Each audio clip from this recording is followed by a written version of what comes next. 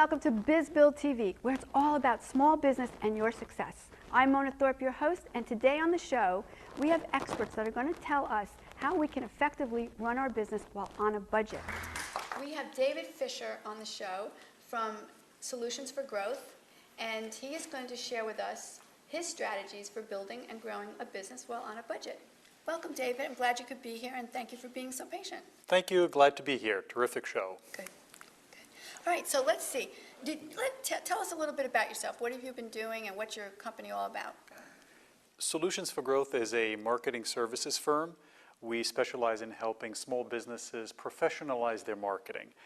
We find that many of our clients are very good at what they do, but sometimes really need help in figuring out where to put their time, effort, and money so that the marketing they do is effective. And with so many choices out there in terms of marketing, it's sometimes hard to figure out which of the various marketing tools out there one should use. Mm-hmm. Okay. So you have some that you really think are heads above others. Absolutely. Obviously, each business is different, but we'll go through a couple of them now and discuss what the benefits of them are. Okay.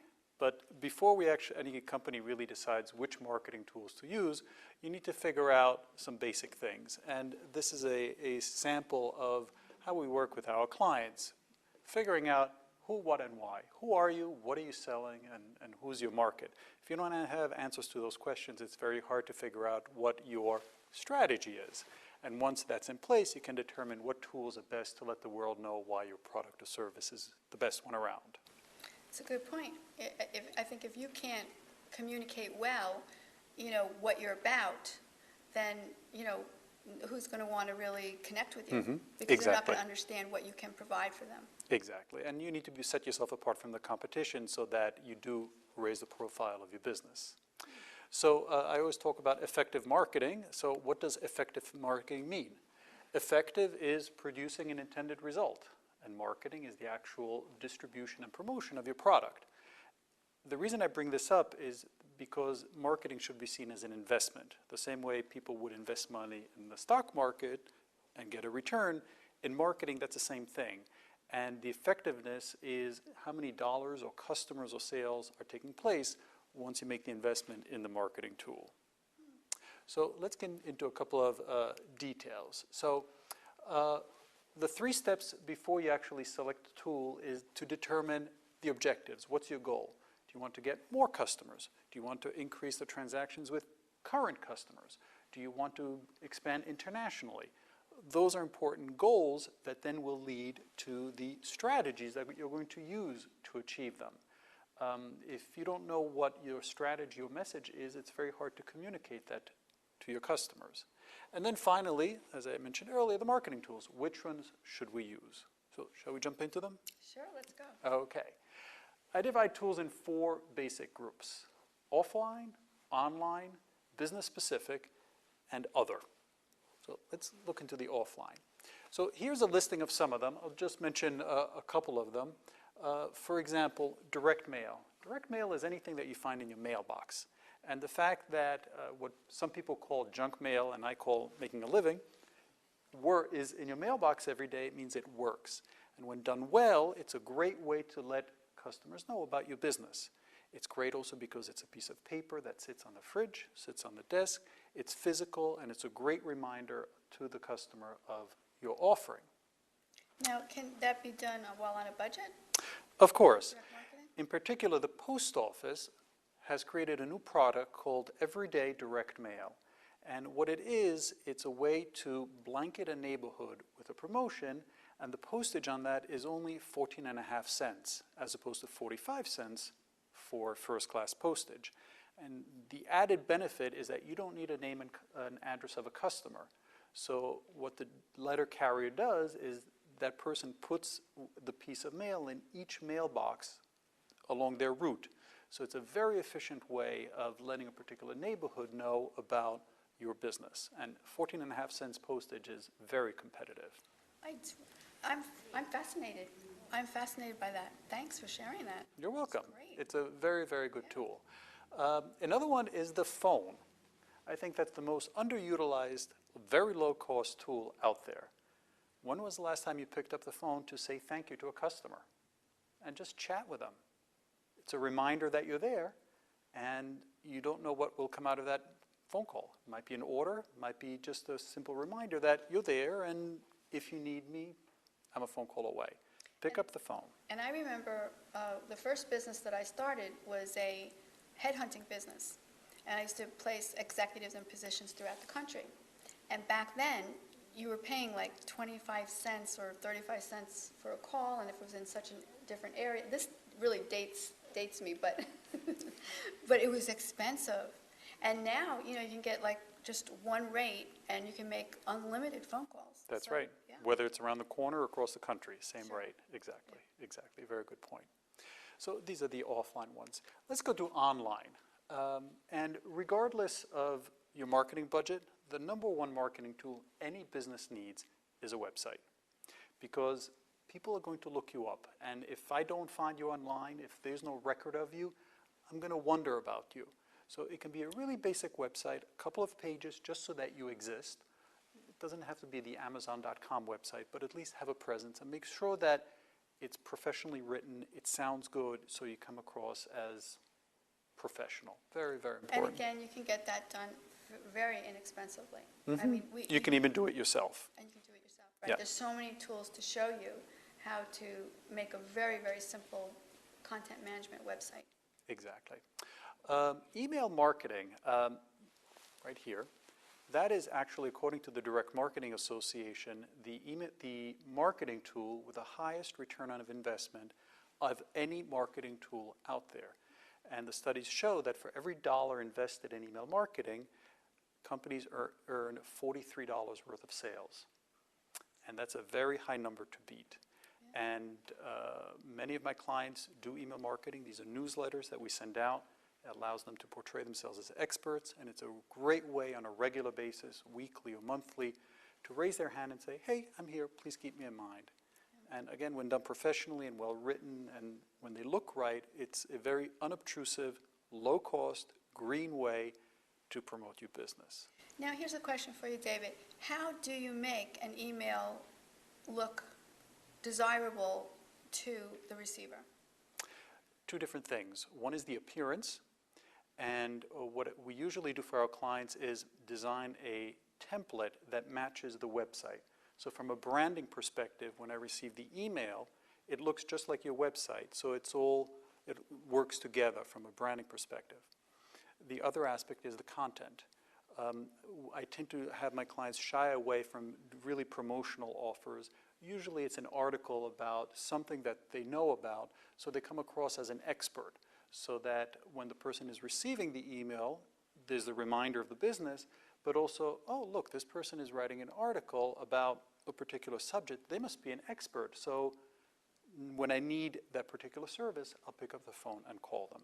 And when done on a regular basis, it has a very high rate of return for each dollar invested.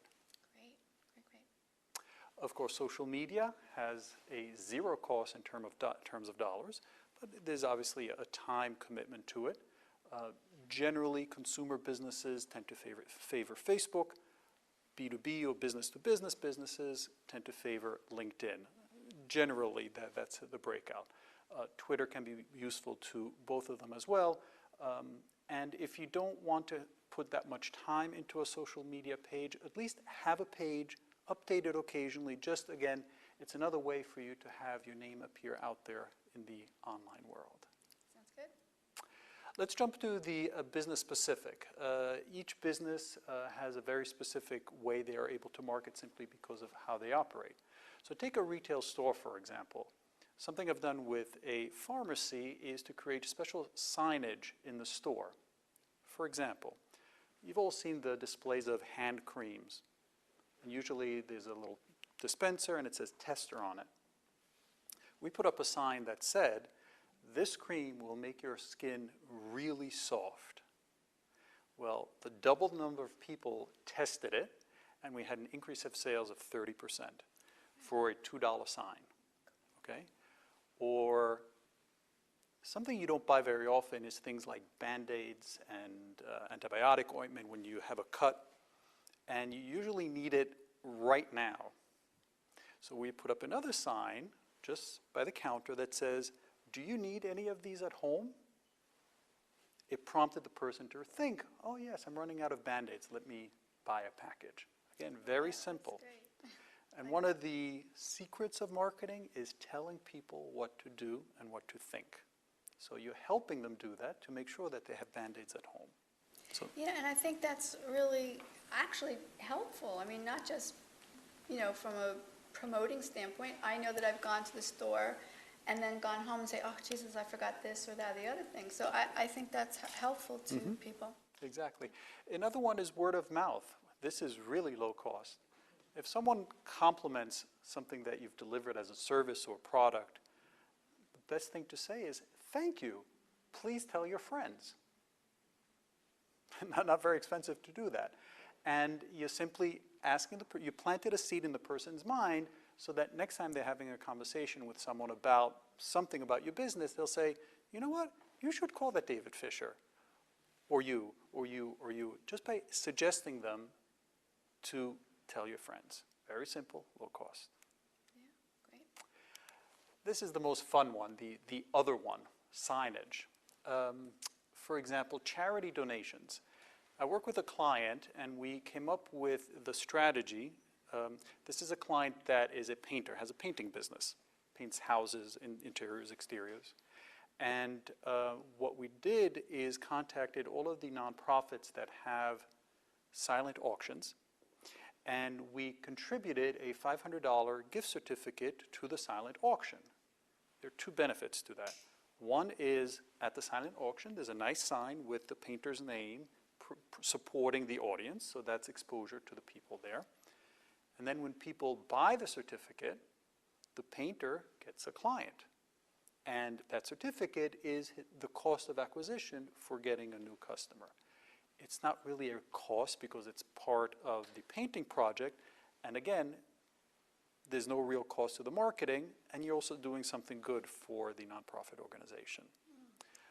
It's a question of thinking through of how else can you market without having to spend a lot of money for advertising or more traditional media. There's a lot that can be done at the grassroots level with existing other companies that one works with already or in your community. Great. So these are the others. There are many more that we work with our clients. And this is my favorite sign because in marketing, it's very easy to do marketing, but it's very hard to do it well. And it's really in the details. And the details will make or break a marketing campaign, whether it's a nonprofit silent auction or a direct mail campaign. So it's always good to have a second set of eyes or an advisor to help you figure out what the details are so you have a better chance of doing effective marketing.